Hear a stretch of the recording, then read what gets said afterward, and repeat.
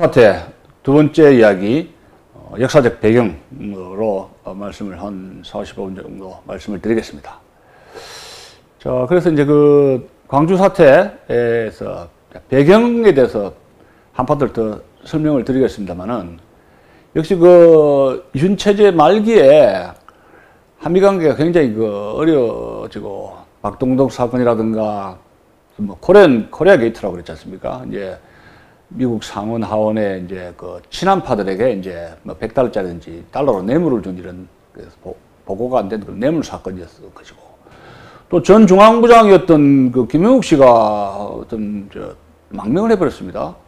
그렇게 해가지고 풀브라이트 상원의원 청문회에 참석해가지고 박정희 대통령에 대한 이거 시시콜콜한 이런 스캔들거리 같은 걸 가십거리를 폭로하면서 이 나라가 좀 망신을 당하는 그런 분위기가 있었고, 79년도에 경제 상황이 굉장히 나빠집니다. 79년도 봄에. 왜냐하면 중화공업 중복 투자한 것이 이제 문제가 발생을 했고, 거기에다가 이제 노사쟁의 조짐이 불게 됩니다. 70년대 초에 왜 전태일 분신 자살 사건이 한번 있었지 않습니까? 그러는데 이제 소위 YH 여공 사건이라고 해가지고, 김남숙이죠?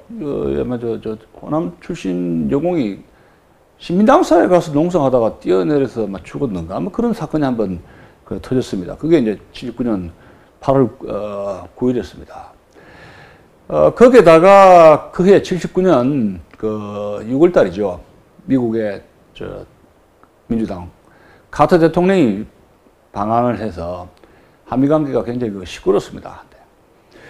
카터 대통령이 이제 이 박정희 대통령을 굉장히 주시한 것이 비밀리에 핵 개발을 하고 있다는 그 정보를 CIA로부터 입수를 해가지고 한번 최종적으로 박정희를 만나야 되겠다 하고 이제 작심하고 온 것이죠. 한국으로 왔습니다.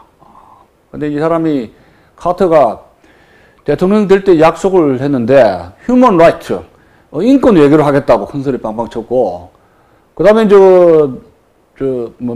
주한미군 철수하겠다 해가지고 박정희 정부 간담을 서늘하게 하고 애를 태우게 했던 인물이었습니다. 그래서 한미 관계가 대단히 좋지 않은 그런 시절이었습니다. 거기에다가 이제 79년도 역시 정치적 위기가 계속이 되는데, 또 야당의 김영삼 씨 총재로 뗐다가 또 가처분 신청하고 의원직 박탈당하고, 거기에 대해서 이제 김영삼의 지지 기반이었던 부산 마산 쪽에서 부마 항쟁이라 그러죠. 거기서 이제 10월 16일부터 한 4월 동안 부마 항쟁으로 해가지고 홍수부대가 가서 이제 그걸 제압하면서 그런 일이 있었고, 여기 그때 40대 기술원이라 해가지고 상당히 60대 70대 노장들 당수를 밀어내고, 소위 삼김씨들이, 야당의 삼김씨들이, 양김씨들이죠. 김대중, 김영삼 씨가 당권을 잡으려고 몸부림쳤던 것이 또 79년에 또 상황인데, 이것이 또 이제 정치적 위기를 또 초래를 했었습니다. 어쨌든 간에 YH 여공 사건에 한 여공이 죽고 한 것이 이제 유신 정권의 어떤 긴박한 유신 정권의 막바지였던 몰락하고 연결되는 도화선이 되는 그런 비극이 초래되었습니다. 여기 사진이 이제 김재규가 체포된 이후에 이제 박정희 대통령에게 총을 쏜 그런 장면이었는데, 맨 처음 이 사람이 이제 김재규를 쐈다 하지 않습니까? 이 버러지 같은 놈 해가지고 자위치를 쏘고, 김 부장 왜 이래 야단을 치니까, 각하 정신 차리십시오 하면서 이제 박정희 대통령에게 이제 권총을 겨눴다는 그런 장면을 시연한 겁니다. 네. 결국 이제 카터가 한국에 온 한 4달 뒤에죠. 결국 이제 12.6 어세시네이션, 박정희 대통령에 대한 암살이 터지게 유명한 12.6이었는데, 12.6 사건. 그 당시에 암살자, 어세신이죠. 어세신, 암살자. 김재규라는 중앙정보부장인데, 이 사람이 박정희하고 고향 후배예요. 구미 선산의 고향 후배인데, 조선 경비방위대죠. 조선 경비방위대 2기 입학 동기였습니다. 나이는 박정희 대통령보다 7살 어린데, 굉장히 가까이 지냈습니다. 형 동생 하면서. 근데 어떻게 이런 일이 벌어졌느냐. 이제 끔찍한 이야기가 전개될 수밖에 없는데, 어쨌든 뭐 한 4-5가지로 이 사람이 비밀 법정, 공개가 안 된 법정에서 여러 가지 이야기를 했습니다. 그래서 이제 우리가 추론을 해보면 왜 암살을 했느냐. 그래서 이제 약 5가지, 4-5가지 나오게 되는데, 첫째는 권력 욕이죠. 박정희 대통령 이준체제는 안 되겠다 해서, 왜 고구려 영계소문이 영유왕을 자기가 직접 죽이고 권력을 잡았지 않습니까? 죽을 때까지 영계소문이가. 근데 암살자가 권력을 잡는 수 있어요. 뭐 폭로돼가지고 뭐 시저를 암살한 브루터스 같은 경우에는 결국은 나중에 전쟁을 해가지고 뭐 자살했지만은 암살자가 권력을 잡는 케이스도 있다는 이야기예요. 그래서 이 사람이 뭐 혁명위원회를 구성을 해가지고 정승화를 꼬셔가지고 혁명위원회를 구성을 해가지고 이렇게 과도내학을 구성하면서 어떻게 한번 해볼까 하는 권력욕이 없었다고 보기는 어렵죠. 그 다음에 이제 두 번째로는 한미 관계가 악화되었다는 것이 또 암살의 하나의 핑계거리입니다. 왜 그럼 한미 관계가 악화됐느냐? 76년에 박정희 대통령은 공식적으로 핵개발을 안 하겠다고 했습니다. 그런데 76년부터 79년 사이에 3년 동안에 비밀리에 핵개발을 계속했다고 하는 사실입니다. 또 여기다가 이제 그것이 이제 미국의 미운 털이 박힌 것이죠. 그 다음에 이제 박동선 코리아 게이트, 미 상원 하원 친한파들 뇌물을 준 사건이었던 것이고, 또 김영우가 미국 가가지고 박정희 대통령에 좋지 않은 이런저런 이야기들 또 다 까발리고 하면서 무슨 뭐 폭론 일을 해가지고 이렇게 난리를 벌였던 것이고, 가장 심각한 것은 김정일가 가장 심각하게 반란인 박정희를 배신한 거는 세 번째 요건데, 차지철. 그때 차지철이 경호실장을 했는데, 이 차지철이 누구냐면은 5.16 한강 다리를 넘을 때 약 3,000여 명의 해병대를 끌고 왔지 않습니까? 그런데 박정희 소장을 아주 가까운 지근거리에서 경호했던 인물입니다. 그 당시에 아마 차지철이 아마 한 소위 정도 됐을 겁니다. 아주 이제 밑에 근데 이 사람이 74년도입니까? 왜 유경수 여사가 8.15 때 문세강이한테 총알 맞아 죽었지 않습니까? 그래가지고 이제 이래저래 이제 박종규 경호실장이 교체가 되고, 나중에는 이제 최종적으로 차이철이가 경호실장이 됐는데, 차이철이가 경호실장 되면서 전행을 합니다. 뭐 장관 차관을 갖다가 뭐 이리 오라 저라 하면서 초대배 까고, 그 다음에 이제 자기들 위에 상사들 별들, 스타들 있지 않습니까? 별 하나 둘 이런 거 뭐 상상이 뭐 완장차는 식으로 막 행표를 부리고 뭐 선배도 후배도 없이 안하민격으로 좀 놀았어요.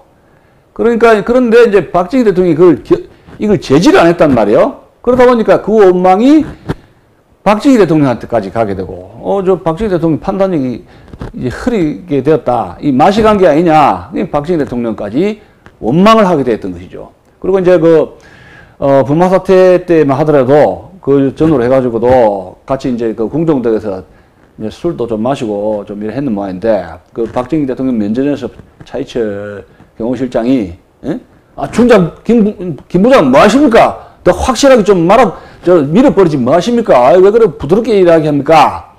그렇게 해가지고 막 야단치듯이 해서 어깨에 완장 차고 목에 힘주고 하니까, 뭐 이 새끼 뭐 한번 죽어볼래 이렇게 이제 양심을 품었다고 그렇게 합니다. 거기에다가 참 이게 최태민 박근혜 이 파일, 이 관계 문제입니다. 이것은 이제 김진희가 쓴 청와대 비서실 제1권에 보면 페이지 14페이지에서 장황하게 기술되어 있는데, 지금 김진희라면 지금 자한당, 자유한국당 지난번에 경선 대통령 후보였죠? 그러면 떨어졌는데, 김진희가 아주 일찍이 청와대에 출입기자를 했습니다. 그러면서 출입기자를 했는데, 말하자면 자세하게 대통령 비서실에 기록을 통해서 거기에 남기게 됩니다. 그래서 최태민 파일하고 파일을 이제 모아가지고 아마 대통령하고 박근혜한테 이걸 주었던 모양입니다. 그런데 그것이 이제 무시당하고 그러면서 화가 났다 이렇게 생각을 할 수가 있는 것입니다. 지금 자 여기 기록 여기 이 사진이 이분이 이제 차인철 경호실장이었죠. 그리고 이제 여기 있는 분이 이제 김재규 중정부장이었습니다. 이 사진이 친국 박정희 대통령이 두 사람을 불러가지고 친국한 모습인데 여기 이제 최 목사죠. 목사고 박근혜 영예가 이렇게 보고 있는 장면입니다. 자, 그래서 이제 이 12.6과 미국과의 관계인데, 박정희 대통령이 10월 26일에 암살되고 나서 미 국무부는 대단히 조용합니다. 우리는 우리하고는 아무 관계 없다. 이렇게 했는데, 김재규가 이 암살 사건을 모의하기 했을 때, 12.6 이전 일주일 전에, 명동에서 CIA 서울지부장을 만났다 그럽니다. 그 식사를 같이 했는 모양인데 아마도 유신 체제에 대해서 미국의 그 불편한 입장을 한번 떠본 것 같아요. 그러니까 이제 서울에 있는 명동 지부장이 김재가 그랬겠죠. 박정희 대통령 어떻게 생각하십니까? 그러니까 박정희 대통령 그러면 안 돼요. 핵무기 우리 몰래 하면 안 돼요. 뭐 이렇게 했지 않겠습니까? 그리고 이제 유신체에 대해서도 이거 민주주의 이거 억제하는 거 이거 좋지 않아요. 노굿 뭐 이렇게 서로 이제 그 시그널을 주고 받았겠죠. 그래서 미시아에서는 박정희 대통령을 이렇게 한번 로마 황제가 검투사를 이렇게 했을 때 이렇게 올리면 살려주고 이렇게 하면 죽이라 이런 사인까지는 안 했겠지만은, 김재규하고 서울에 있는 CIA 지부장하고는 뭔가 입장을 서로가 확인했지 않는가, 그런 생각을 하게 됩니다. 그래서, 이 유신체제는 안 된다. 이런 입장을 서로 확인을, 했던 것이고, 그럴 수밖에 없는 것이 김재규는 정승화하기가도 범행을 이야기를 안 했다고 그래요. 철저하게 이제 보안을 유지하면서, 이 범행을 저지르려고 했다고 이렇게 이야기가 되고 있습니다. 그래서 CIA가 직접적인 개입은 없었지만은 어쨌든 간에 미국이 박정희 핵 개발을 반대를 하면서 계속 쪼아댔기 때문에 암살로 갈 수 있는 어떤 환경을 만들어 준 역할은 어느 정도 했지 않는가 그런 생각을 하게 됩니다. 10월 26일에서 12.12 사태로 이제 비화가 되는데, 그러니까 12.6 암살 사건에서 5.18로 바로 간 게 아니라 중간에 하나의 고지가 있었던 게 요게 12.12입니다. 그래서 요게 12.12에 대한 인식이 5.18 운동권 세력하고 이 전두환의 군부 세력하고 완전히 다른 데서 비극이 터지지 않는가 이렇게 이제 볼 수가 있습니다. 근데 자, 이제 12.6 이후에 어떤 일이 벌어졌는가? 하루 만에 10월 27일 야밤에 12시경에 김재규가 체포가 됐는데, 그건 누가, 부르냐 하면은, 김계원 씨가, 이거 김재규가 아무래도 사고 친구 갔으니까 이걸 체포를 하시오. 그렇게 이제 이야기를 했다 그래요. 그래서 김계원의 말을 듣고, 이제 체포를 한 거죠. 이 김재규를, 체포를 했고. 이제 그러다 보니까 그러고 나서 이제 정승화가 그다음에 육군참모총장이었는데 정승화를 갖다가 이제 제가 국무총리 설이죠. 국무총리가 이제 비상국무회의 해가지고 계엄 사령관을 임명을 해버렸어요.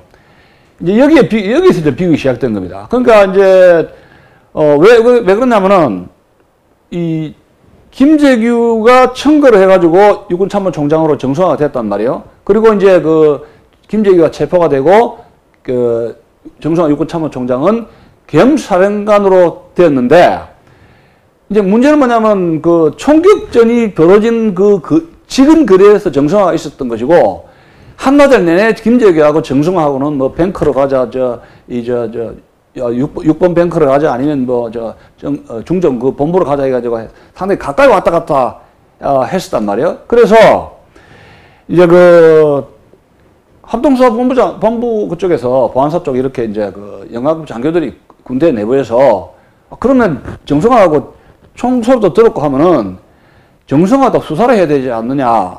이제 이런 것이 이제 그 군에서 내부에서 이제 움직임이 있었어요. 여론이죠. 군의 여론이죠. 정성화도 조사를 더 해봐야 된다. 왜냐면 그 가까이 있었으니까. 그리고 유군참모총장을 김정희가 청구도 했고 혹시 무슨 서로 모의한 거 아니냐. 아마 신경이 바짝 섰었어요. 결국은 정성화를 요구를 해야 되는데 조사를 해야 되는데 이 계엄사령관이기 때문에 합동수사본부장이 전두환 아닙니까? 근데 지휘란이 그 밑에 있었단 말이에요. 근데 이걸 당신 조사해야 되겠습니다. 할 수도 없죠. 그때 이제 그 정승화하고 노재현 국방장관하고는 굉장히 가까이 있으면서 이 소위 이제 군권을 장악한 그런 때였습니다. 그러다 보니까 이제 12월 12일까지 10월 27일부터 10월 12일까지는 이 합동수사본부에서 정승화를 체포를 해야 되겠는데 어떻게 이제 구실을 보면서 굉장히 조심스럽게 이걸 어떻게 하나 해가 뜸을 들여다가 결국은 이거 도저히 미뤄서는 안 되겠다. 왜냐면 크리스마스 전후로 해가지고 1월달 넘어가면은 뭐가 됩니까? 이 연말에 뭐가 있냐면은 연말에 군이 뭐가 있죠? 크리스마스 시즌으로 해가지고 진급 심사가 다 걸려있어요. 그러다 보니까 자, 이제 올라가다 보면은 이 군백 또 라인 있지 않습니까? 이제 여러 가지 생각하게 되죠. 그래서 크리스마스 진급심사 이런 날짜 전에 정성화 계엄사령관을 조사를 해야 되겠다. 이렇게 이제 자체적으로 판단이 선 겁니다. 그래서 그러면 노재현 국방장관한테 재가를 받아야 되는데 노재현 국방장관한테 재가를 받으면 노재현하고 정성화하고 또 친해요. 이 보안 유지가 안 된다 얘기예요. 그렇다면 노재현 국방장관을 제끼고 이 합동수사본부장 전두환 씨죠. 보안사령관 겸 합동수사본부장은 겸직을 했단 말이에요. 그 밑에 이제 이학봉이라든가 이런 비서실장 이런 사람들이 자꾸 조사를 해야 된다고 수시니까 이거는 보안문이 더 있고 해서 조사를 해야 되겠다. 이렇게 이제 자체적인 결단을 내리게 됐던 겁니다. 그러니까 노재현하고 정승화한테 사전 알리지 않고 10월 12일 날 12.12죠. 그날 가서 수사를 하도록 일단 구속 수사를 해야 모시고 오라 이렇게 된 겁니다. 자, 그래서 이제 12.12가 터지면서 이제 소위 요새 신군부라 그러는데 전두환 장군이 이제 대도가 되는데 12.12가 터지면서 정승화 노재현 이런 인맥이 정리가 됐던 것이죠. 그때 이제 정승화 인맥은 정병주라든가 장태환 이런 장군들을 체포를 하게 되고 그래서 이제 12.12는 이제 전두환이가 군에 실세가 됐는데 여기서 이제 오해는 여기 12.12에 합동수사본부장이 중심을 해가지고 정승화를 구속시킨 그 세력은 하나에만 주동된 게 아니다 이 얘기예요. 그래서 이제 대표적인 게 신윤이라든가 그 당시에 헌병 부단장 대령으로 알고 있습니다. 그래서 이런 중령 대령급들이 하나의가 아닌 멤버들이 굉장히 많이 있다 하는 것이고 어쨌든 간에 의심이 가니까 조사를 해야 되는데 그래서 우대령이죠. 체포하러 간 허삼수 대령이라든가 우대령을 갔는데 체포를 거부를 하니까 막 고함지르고 했답니다. 정승화 계엄사령관이 나 안 간다니까 조소히 봐 하다가 거기서 이제 부관들의 총격이 벌어지고 먼저 그쪽에서 계엄사 쪽에서 총격을 하니까 거기서 이제 대응 방어를 해가지고 가리면서 사태가 커져버린 것이죠. 자, 그러면 이제 12.12 터진 이후부터 5.18까지는 우리가 좀 구성을 해보면은, 군에서는 이제 투스타가 되는 전두환, 보안사령관 겸 합동수사본부장이 이제 군맥의 실세로 커지고, 그러면 이제 정치권에서는 삼김씨가 있죠. 김영삼, 김대중, 김종필, 이게 삼김씨가 있는데, 재하와 학생들에게 인기 있는 거는 김대중 씨인데, 김영삼 씨는 이 시민당 쪽으로 해가지고 야당의 당권을 가지고 있었단 말이에요. 그리고 그 사이가 굉장히 라이벌시 강하고 두 양김 씨가 물과 기름처럼 사이가 굉장히 좋지가 않은 상태에서 있었습니다. 그러니까 이제 5.18까지는 어떻게 보면 군의 전두환과 이 야당의 김대중, 김영삼 이런 뭐 3파전였다 이렇게 볼 수가 있습니다. 그러니까 야권이 분열됐죠. 그러다가 이 80년 4월에 최규하 대통령은 중앙정보부장이 공직인데 거기에 보안사령관 전두환 장군을 겸직을 처리하면서 상당히 이제 이 전두환의 벌써 그 영향력이 점점 커지는 그런 상태가 되었습니다. 여기 뭐 상호 군 인맥이 쭉 이렇게 나와 있습니다만은 군에서 이 전두환의 이런 행동이 불가피했다. 누구도 이걸 나서려 하지 않았습니다. 사실은 뭐 겸 사령관을 체포한다는 게 쉽지 않죠. 수사한다는 게. 그런데 이제 그가 12.6에서 12.12까지의 군 출신 중에서 자기가 나서가지고 이걸 적극적으로 처리해야 되겠다 한 인물이 전두환 장군이라고 그래요. 그러면서 이 사람이 이제 군에서 두각을 나타내고 이 어지러운 환경은 당신이 해야 되겠지 않냐 이렇게 군심이 움직이었다 이렇게 이제 볼 수가 있는 것입니다. 그러면 이제 이 12.12가 지금 5.18로 가게 되는 제일 이 misunderstanding, 오해, 뭐 왜곡 이런 것으로 12.12가 없었다면 제가 왜 자꾸 이야기하면 5.18이 없었을지도 모릅니다. 왜냐하면 12.12에 대한 성격을 두고 이거 다단계 쿠데타다. 그 5.18 세력, 운동권 세력들이 그래 한 거 아닙니까? 다단계 쿠데타다. 정권을 잡으려고 이 일을 12.12 저질렀다. 전두환이가. 근데 12.12를 일으킨 사람들은 우리는 쿠데타가 한 거 아니다. 정승화를 수사해야 되겠다는 박정희 대통령 암살 사건에서 김정희하고 얼마나 연루가 됐는가. 수사하는 과정에서 우발적인 사건이 터지면서 정승화가 반발하기 때문에 사고가 총격전이 벌어지면서 이렇게 사태가 났다 하면서 이제 거기서 엇박자가 되는 겁니다. 오해가 있었다는 얘기입니다. 그래서 정승화 해고록이 대한민국 군인 정승화라 해가지고 2002년 9월 25일 나온 게 있었는데 거기서 정승화 해고록에서 정승화는 이렇게 이야기하고 있습니다. 전두환은 구체적 집권 시나리오는 없었다. 다만 전두환의 위기감이라는 것은 12월 말에 전역 크리스마스 승진이 안 되고 옷을 벗을 수도 있다는 그런 위기감에서 12.12 저질렀다. 뭐 이렇게 이야기를 하고 있는데 뭐 어떤 여러분들이 한번 그 점에 대해서는 참조를 해 주셨으면 좋겠습니다. 이게 이제 12.6에서 12.12에서 이제 총성이 터지면서 상당히 대한민국 요동을 치니까 이 사태를 바라본 사람 중에서 이거 횡재난데 박수를 친 사람 누구였습니까, 여러분? 시청자 여러분. 북한의 김씨 알죠? 김일성. 이거 한 건 해야 되겠네 하면서 부지런히 움직이기 시작했습니다. 김일성 말입니다. 뭐 지금 이거 죽었지만 이 김일성이가 극부리에 이제 소련을 방문한 게 5월 8일입니다.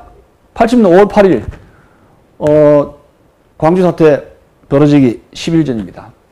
소련 서기장 브레즈네프와 회동을 해가지고 뭐 내용은 밝히지 않았는데 뭐 무슨 그릇 비밀이 많은지 쑥덕쑥덕 하면서 어떤 모의가 있었고 또 80년 5월 18일 광주 사태 벌어진 그 당일 무슨 생각을 했는지 루마니아를 방문했습니다. 그래서 어떤 말을 했느냐 아주 의미심장한 말을 하게 됩니다. 나는 두 개의 조선을 반대한다. 남반부 인민의 영웅적 투쟁에 의해 금년 내 반드시 통일이 이루어질 것이다. 이렇게 이제 가당차는 이야기를 또 했어요. 자, 그 다음에 5월 19일 날 북한 인민군 고위 사절단이 느닷없이 또 중국을 방문을 하면서 또 이제 군사 문제를 협의를 했습니다. 그리고 이 80년 1월부터 5월 1달 5월 사이에 한 5개월간의 무장 간첩 침투 사건이 아주 빈번했다 하는 점입니다.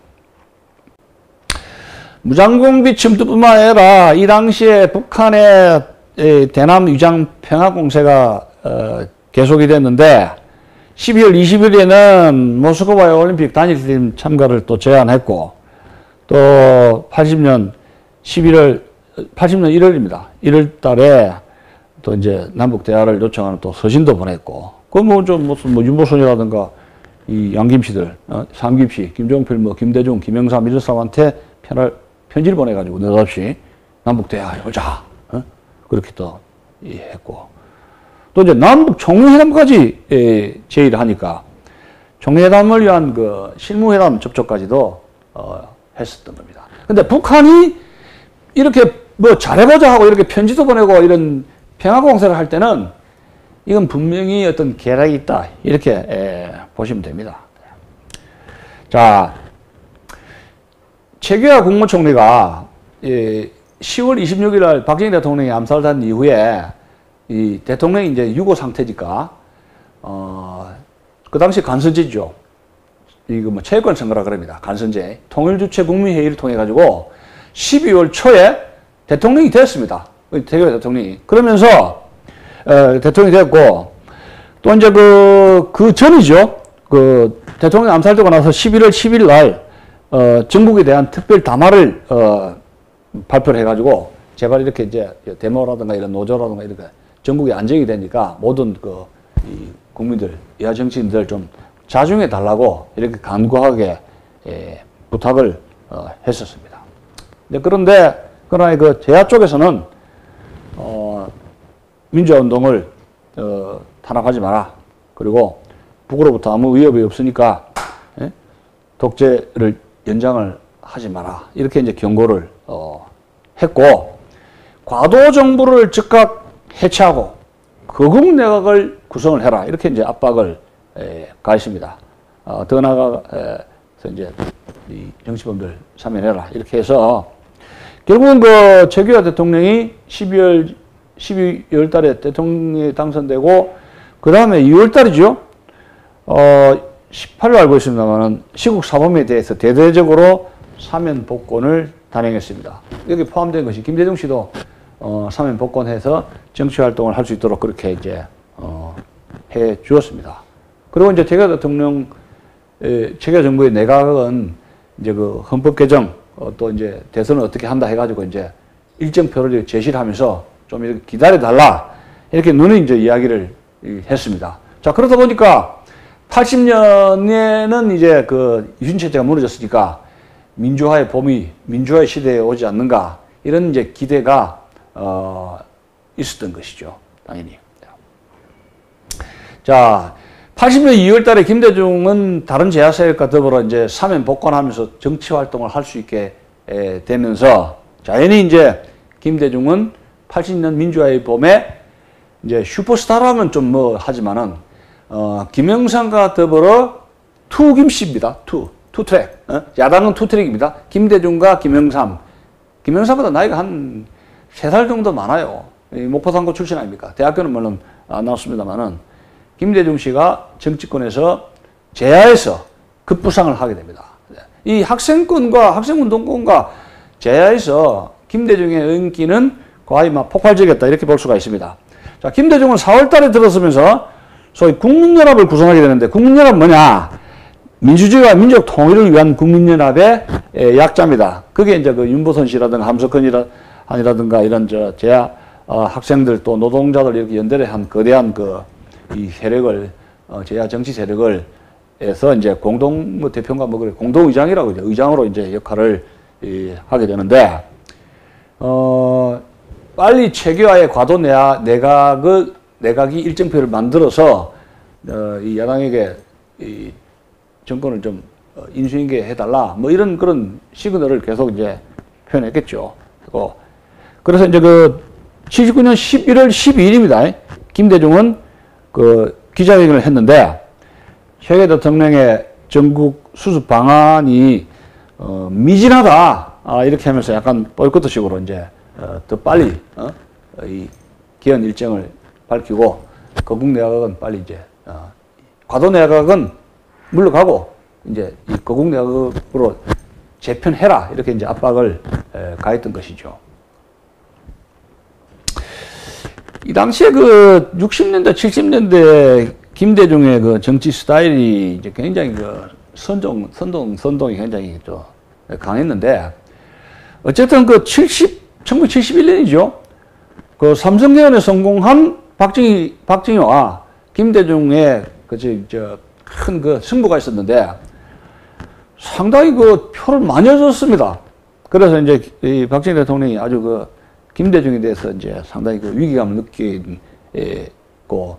71년 대통령 선거에서 참패를 하자 이제 김대중은 일본으로 갔고 그 다음에 이제 미국으로 가면서 왔다 갔다 이제 미국과 일본을 왕래하면서 이제 박정희 대통령이 삼선 개헌했고 또 앞으로는 이 사람이 박정희는 앞으로 이제 장기 집권 독재자가 된다 하면서 이제 일본과 미국에서 반 유신 체제에 대한 여러 가지 이제 반정부 활동을 많이 했던 것이죠. 그래가지고 이제 소위 그 유명한 한민통 알지 않습니까? 한민통이 조직하고 그게 이제 이 한민통이라는 것이 그 한국민주통일연합이라고 이제 일본에서 만든 거죠. 그래서 만드는 것이고 그 의장으로 취임하도록 되어 있었죠. 그러다가 이제 73년입니까? 73년으로 알고 있습니다. 8월 8일 날 그 동경입니까? 거기서 납치됐는데 김대중의 말에 의하면은 눈을 딱 가려가지고 뒤에 포승줄로 묶어가지고 쇠고랑 딱 차고 해가지고 이거 내가 물에 빠져 죽는 게 아닌가 해가지고 눈을 딱 감고 있는데 얘 하나님 살려달라고 기도를 했다 그래요. 근데 다다다다다다다다 하면서 헬리콥터죠. 그 창공에서 헬리콥터 소리가 들리더랍니다. 그러다가 이제 어쩌고 하다 보니까 헬리콥터에 미국 시야에서 했는지 어떤지 모르겠지만 이제 김대중을 이렇게 체포해가지고 묶어가지고 온 작품이 이우라기 중앙정보부 부장이었던 그 이우라기 작품이었거든요. 근데 이제 결국 이제 미국 시야한테 들키고 죽이지 마라 이렇게 해가지고 결국은 서울에 왔는데 이우라기 추진한 김대중의 일본 납치 사건이 일본과의 관계, 미국과의 관계를 아주 나쁘게 만들어 버렸습니다. 어쨌든 간에 그 당시에 김대중은 이제 정치 활동을 못하게 하고 가택연금을 했던 것이고 그러면서 이제 이 김대중 씨는 73년부터 74년 그다음에 79년까지 가택연금 정치 활동 이렇게 못하게 하고 또 이제 이 사람이 또 그런 가운데서 소위 그 3.1절 민주구국 선언도 발표하면서 이제 크고 작은 이제 기업도 위반도 되면서 이제 집안에 이제 묶여서 정치 활동 못 하다가 또 이제 진주 교도소죠. 교도소 갔다가 이제 왔다 갔다 몇 번 했어요. 정치 활동을 상당히 제대로 할 수 없는 그런 상태가 70년대 유신 체제의 김대중이었습니다. 근데 이제 그래서 이제 그 79년도 박정희 대통령이 암살되면서 김대중은 본격적으로 사면 복권을 받고 80년 2월 달에 그렇게 했는데 이제 군부죠. 5.18 진압한 군부에서의 자료에 의하면 5월 17일 날 김대중 씨가 예비 검속에 걸려가지고 구속되지 않습니까? 이런 전남대 학생회장들 이런 사람들 학생 운동권하고 이런 정치인들 제야세력들을 해가지고 일체 5월 17일 날 예비 검속에 걸렸을 때 역시 체포당한 것이 김대중이었는데 이제 그 학원 소요 배우조정 내라는 뭐라 해가지고 결국은 나중에 이제 구속을 당했던 것이죠. 자, 그래서 이때 이 군부라든가 유신체제에서 일했던 여당의 여권이죠. 여당하고 이 군부 쪽에서는 김대중의 굉장히 알레르기 반응이랄까 아주 기피하는 그런 인물이었습니다. 그럼 왜 그러냐면 그 중에 하나가 이제 선동하는 그런 정치적인 스타일로 볼 수가 있는데 80년 4월 26일에 YMCA 광장에서 이제 김대중은 이런 말까지 합니다. 민주주의라는 나무는 국민의 피를 붓고 자란다. 민주주의는 국민의 피와 땀과 눈물을 통해서 이루어진다는 말은 결코 슬로건이 아니라 진실이다. 이런 말까지 하면서 이 군부를 좀 자극하거나 또 소위 여당 유신 세력들이죠. 를 굉장히 곤혹스럽게 하는 일도 있었고 80년 4월 달에는 민청련을 또 자기 포섭을 하고 또 예비 내각을 구성하면서 5월 18일 이제 광주 사태죠.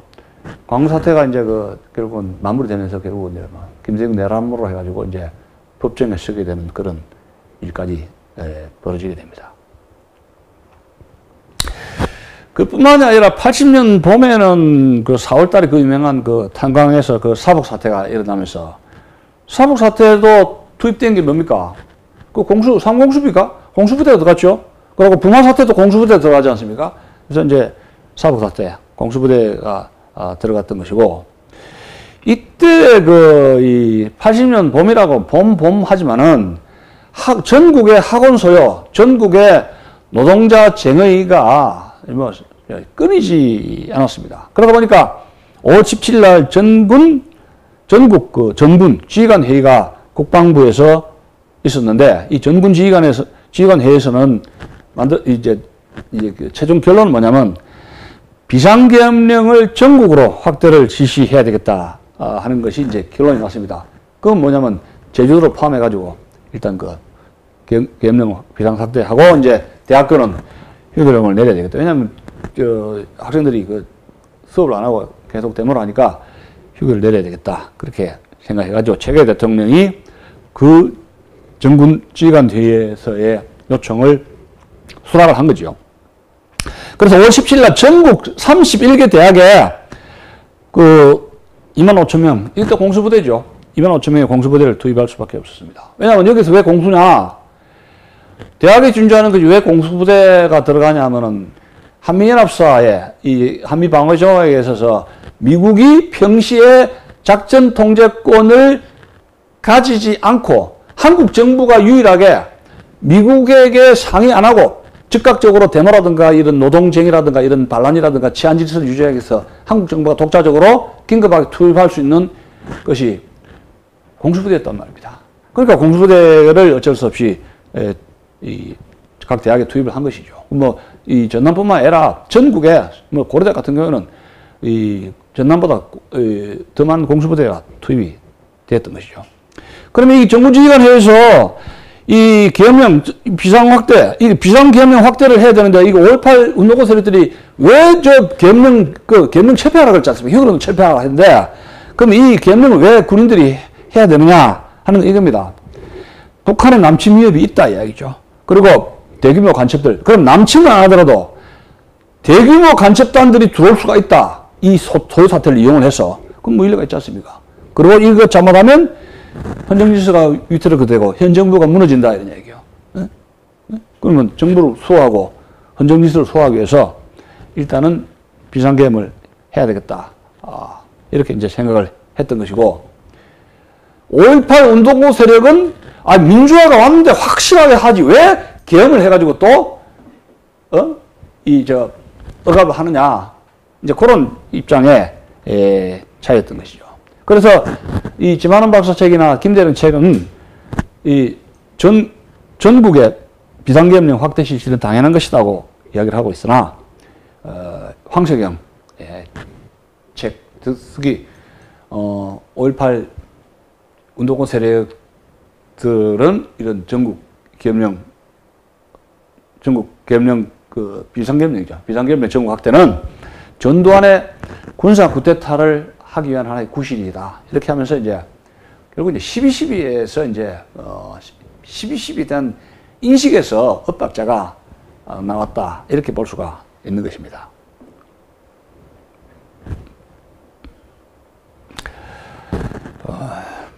자, 그럼 이것이 지금 이게